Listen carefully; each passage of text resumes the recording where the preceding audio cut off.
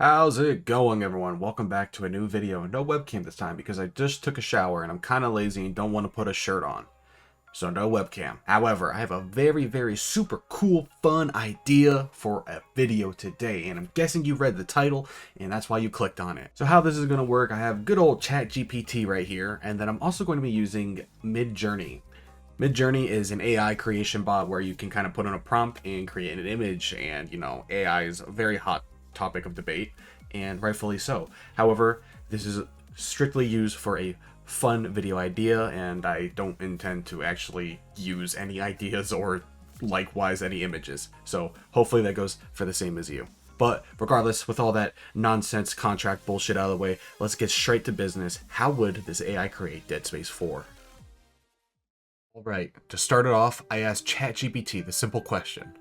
If you had to create the most perfect and possible Dead Space 4, and it must be a continuation of Isaac Clarke's story, how would you go about doing so that would be the most pleasing to the fans? ChatGPT responded with, creating a Dead Space 4 that continues Isaac Clarke's story and pleases the fans would require a careful balance of honoring the series' roots while introducing fresh ideas. Here's a concept that might resonate. 1. Setting an atmosphere. Return to survival horror, recreate the tension and dread of the original Dead Space, focus on claustrophobic events, environments, dimly lit corridors, and a sense of isolation. The game should be set on a derelict ancient space station or a forgotten colony on a remote planet, where the architecture and tech are alien and unsettling. Space madness. Introduce a psychological element where Isaac is unsure if what he's seeing is real. The game would play with his sanity, leading to hallucinations and distorted reality, reminiscent of Dead Space 2. 2. Storyline. Isaac's struggle. Isaac Clarke, presumed dead after the events of Dead Space 3, awakens from a stasis on a mysterious vessel or station, unsure of how he got there. The story would explore his psyche and lingering effects of the marker's influence, and his determination to end the necromorph threat once and for all. The ultimate conspiracy. Unveil a deeper conspiracy where the marker's infection is part of the ancient aliens' race attempt to transcend a physical form. Isaac must confront not only necromorphs but also the remnants of this alien species, who sees the marker as their only hope for survival. Character development.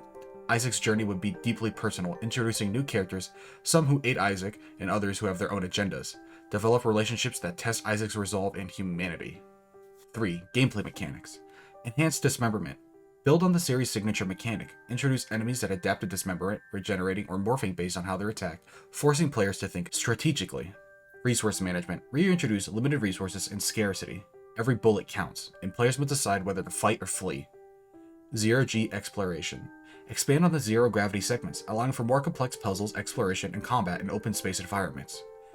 Improvised weaponry. While keeping the iconic plasma cutter, introduce a system where players can craft weapons from found materials.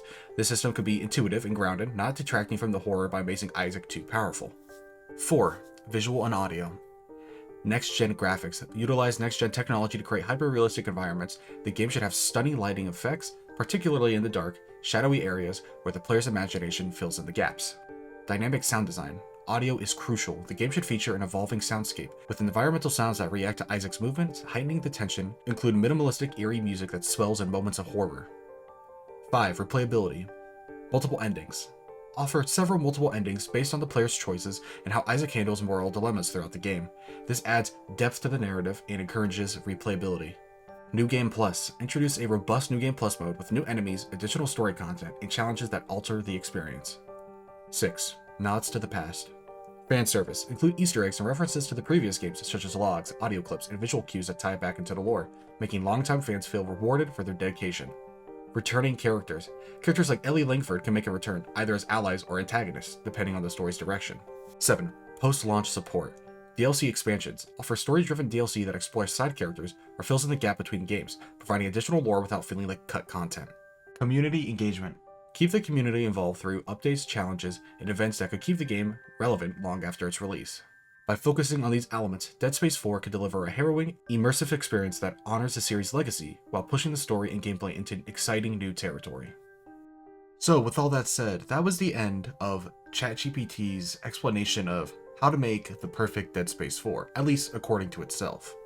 So next, we're going to ask ChatGPT for some prompts so we can use in Midjourney, so maybe we can get a glimpse into what kind of game this AI is imagining. I kind of suck at speaking really long paragraphs, as you might tell, and I like to stutter a lot, so I'm going to have the AI speak for itself, just for once. Visualize a dark, atmospheric scene aboard an ancient, derelict space station. drifting on the edge of deep space. The station's corridors are narrow and claustrophobic, lined with decaying rusted metal and flickering dim lights that cast ominous shadows. The walls are covered in cryptic alien symbols and bloodstains, hinting at a terrifying past. Isaac Clarke, the iconic protagonist, stands in the foreground, wearing a worn, heavily damaged rig suit with a glowing blue health bar on his back.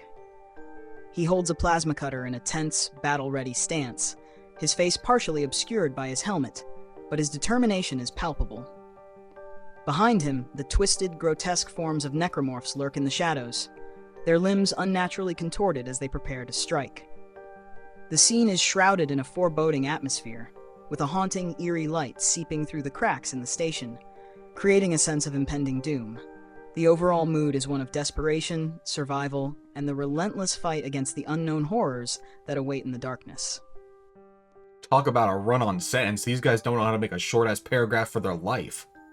And as you heard that very detailed sentence, as you can see, this is the image that was generated when I gave the prompt to Midjourney. I won't make him read anymore since it took forever, but here is another image generated when I told the AI to create a new necromorph enemy. This is what Midjourney produced.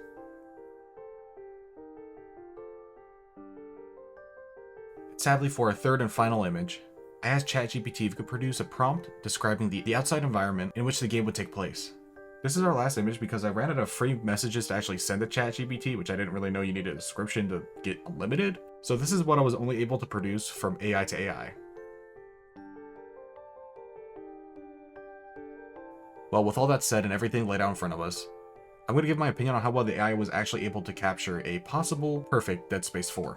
And before I get into my own opinions, I want to let everyone know that I would also like to know your opinions. I might say something that you don't agree with, or vice versa. You may agree with something that I don't like. And just to clarify, once again, this is all AI. The ideas and the images that were shown are AI, and like I said, I do not intend anyone to use this other than entertainment purposes. I'm going to be completely honest.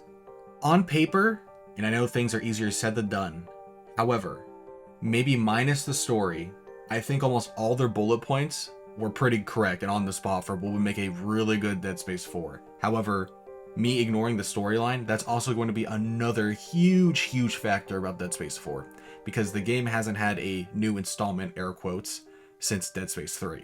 I agree with the setting and atmosphere. I also agree about the gameplay mechanics. I think adding new enemies and have like new enemy mechanics that kind of force the player to be more strategic, more so than the peeling away of the skin and everything and what weapons are better for specific enemies. I think the idea of improvised weaponry kind of interesting because it literally is just Dead Space 3's crafting. However, they do specifically mention that it should be intuitive and grounded and shouldn't detract from the horror. So I don't really know how you could do that in practice, like physically, because if you can create your own weapons and he's an engineer, it's almost like anything's possible, but I'm sure there is a way you can maybe make it story-wise make sense. It just seems a little bit kind of difficult to do. So that's maybe one iffy gameplay mechanic I would get rid of. I think the idea of multiple endings is actually really cool. I'm kind of being a fake Dead Space fan right now, and I want to say only the remake did it? Did the other Dead Space actually have secret endings? I don't know.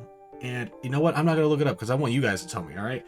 Am I being a fake fan? Do I not remember? But regardless, I know the remake had two endings. So I think adding multiple endings would definitely make the game more replayable so players can actually go back and see a different ending.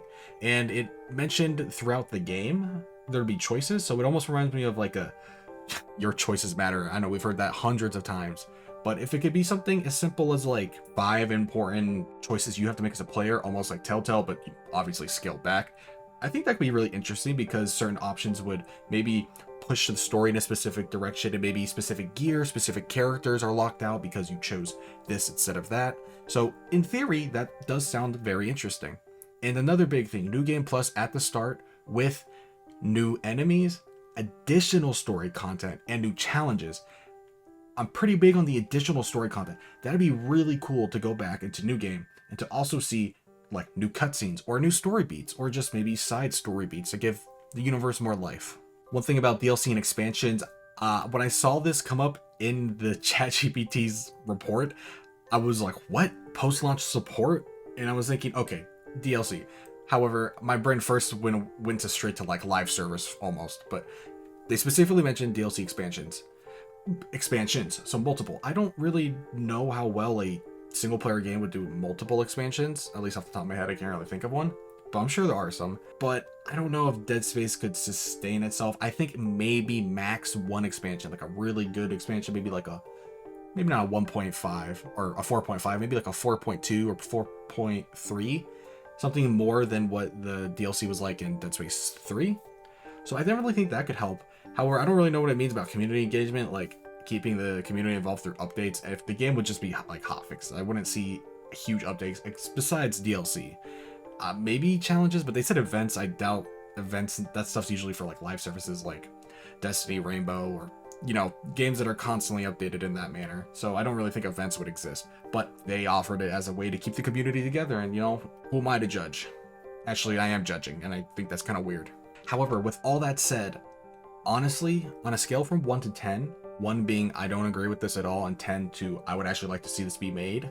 For AI, I'm just going to imagine a person made this, alright? If this is exactly from paper to game, like this is exactly how it is made, I would give this a 9 out of 10, honestly. I think there is a lot of great ideas here. However, there are some definitely things that would change, so it's not a 10 out of 10. And then I know a lot of people are stickler that an AI made this. Sure, you can change upon what the AI has said, but at the end of the day, it's still based from an AI. And there's some people who really, really don't like that. And there's some people who are like, oh, it's whatever, AI is made to help us. So I'm going to stay kind of neutral on this, and I want to know everyone's opinion. All right, down below, give me your 1 through 10 whys and why nots, and just your overall, like, would you like to see this kind of game? Even though an AI might have made it, and you might have your feelings about that, would you still like to see this game being possibly made? I tend to ramble on towards the end of the video, so we're going to cut it here, guys. Like I said, let me know what you think down below. And this is kind of a fun idea, I think. It uses AI, but I don't think it's just straight up me posting AI content and not adding to it. I think me adding my opinion to it and, just rating how AI, how well, or, how scarily well they've come along. So I was thinking about maybe doing this for a couple other games that I've known, or leave any comments down below if there's like a game series you'd like to see, and I can ask the AI to create a sequel and see what other people have to think. I think that could be a really fun series. But of course, let me know down below any comments, and enough rambling. I know I said it already, but thank you so much for watching, guys. It really means a lot. If you like the video at all, like and subscribe. It really does help me out, and I really do appreciate it. Still trying to get to 1,000 subs, maybe by the end of the year, who knows, but that's my goal. And regardless, guys, I will see you all in the next one. So take care and have a good one. Bye-bye.